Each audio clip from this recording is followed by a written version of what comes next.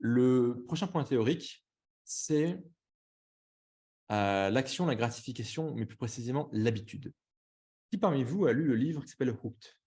H-O-O-K-E-D, le bouquin jaune que je vous montrais tout à l'heure.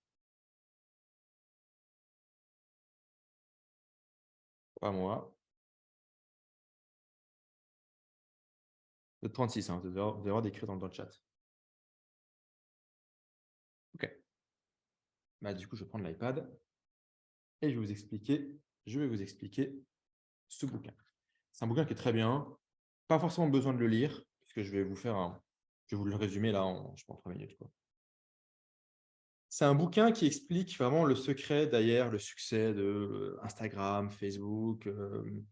Je crois qu'ils prennent Pinterest, ils prennent plein de produits digitaux comme ça, qui sont surtout des produits on va dire, plus de software et de plateformes que des newsletters, mais on peut tout à fait utiliser ça pour nous. Donc, ce qu'on veut évidemment développer, c'est une habitude. On veut que le client, son réflexe, ce soit d'utiliser notre produit. Et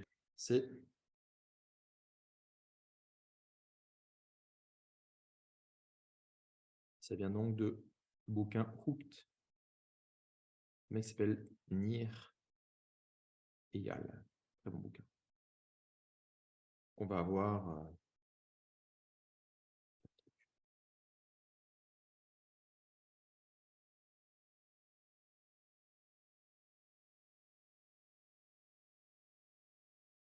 OK. Le premier point, c'est ce qu'on appelle le trigger. Le trigger, c'est donc un déclencheur, un stimuli, qui va amener le client l'utilisateur à faire une action. Il y a 2 types de triggers. Un trigger, il peut être externe ou interne. Externe, c'est vous voyez une publicité pour recevoir une notification. Vous avez un truc qui vient à vous et qui vous dit hey, interagis avec le produit. Interne, c'est naturellement vous y êtes tout seul. Typiquement, vous vous réveillez le matin, vous êtes addict à votre smartphone, vous checkez des culs sur Instagram. Ça vient de vous. Ce n'est pas Instagram qui vous dit hey, il y a un cul qui a été posté. Vous savez, vous pensez qu'il y a des culs qui ont été postés et vous avez le réflexe. Donc le trigger, il est interne ou externe. Après, le A, c'est pour action. Donc, en gros, en réaction au trigger, la personne doit faire une action. Cette action va, en général, consister à une interaction avec le produit. Le but, c'est que cette action soit le plus simple, qu'il y ait le moins de friction, qu'il y ait le moins d'étapes possibles, qu'il n'y ait pas, voilà, qu'il n'y ait pas forcément besoin de beaucoup de motivation, beaucoup de coordination, beaucoup d'efforts, beaucoup d'intellect. Donc, l'action, il faut qu'elle soit simplifiée au maximum en mode, il clique, il scroll, il like. Regardez comment sont faites des plateformes comme, je pense, honnêtement, Instagram, c'est vraiment parmi les meilleurs, quoi. Vous cliquez, ça s'ouvre, vous scrollez, vous likez, vous scrollez, vous likez, vous cheat. Enfin, c'est avec un doigt, en autopilote, vous pouvez le faire, quoi. Donc, l'action, c'est le plus simple. Le reward, c'est-à-dire la récompense. C'est finalement, vous avez un trigger, excellent interne, vous faites une action, vous ouvrez l'application et vous scrollez. Le reward, c'est la récompense. Quelle est la récompense que vous allez avoir? La récompense, en général, on est sur une récompense qui est variable. La récompense variable, ça veut dire que temps, vous allez avoir un truc super cool, temps, vous allez avoir un truc moyen cool, temps, vous allez avoir un truc pas intéressant du tout. Et c'est variable. Le modèle, d'ailleurs, je pense qu'on en a déjà parlé, hein, mais d'Instagram et de ces boîtes-là, c'est l'algorithme des machines à sous. D'ailleurs, vous remarquez que pour recharger, souvent sur iPhone, on tire l'écran vers le bas, on lâche avec le doigt et ça rebondit. Et ce mouvement-là, c'est le mouvement de la machine à sous, en fait. Le mouvement sur iPhone, je ne sais pas comment c'est sur Android, mais je crois que c'est pareil, c'est que c'est le même mouvement que la machine à sous. On tire et on remonte. Quand on veut recharger la page, on tire vers le bas, on lâche et on remonte. C'est pareil, en fait.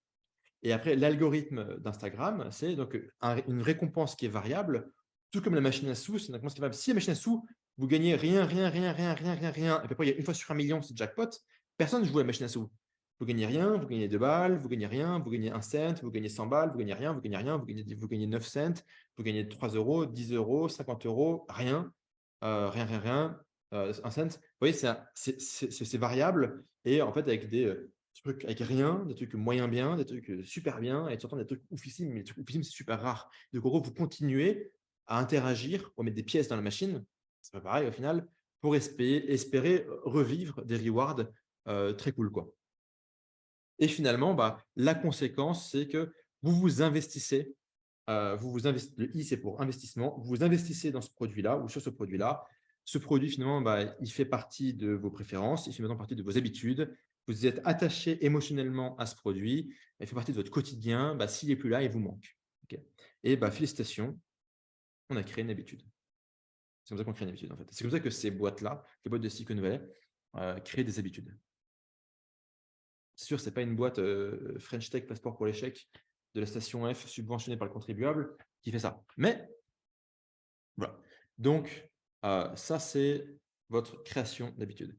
Eh bien, qu'est-ce que vous avez à faire?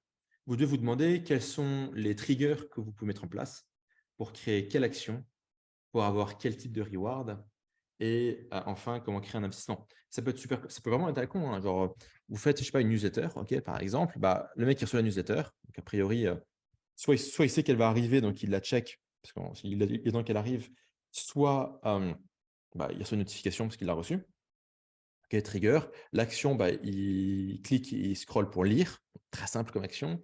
Le reward, bah, peut-être que la newsletter, elle est oufissime, peut-être que c'est un épisode qui est moins bon, peut-être qu'il y a des trucs vraiment bien, qu'il y a des trucs moyens, bof, bien, et qu'en fait, au fil de la newsletter, il y a différents types d'informations qui ont différentes valeurs.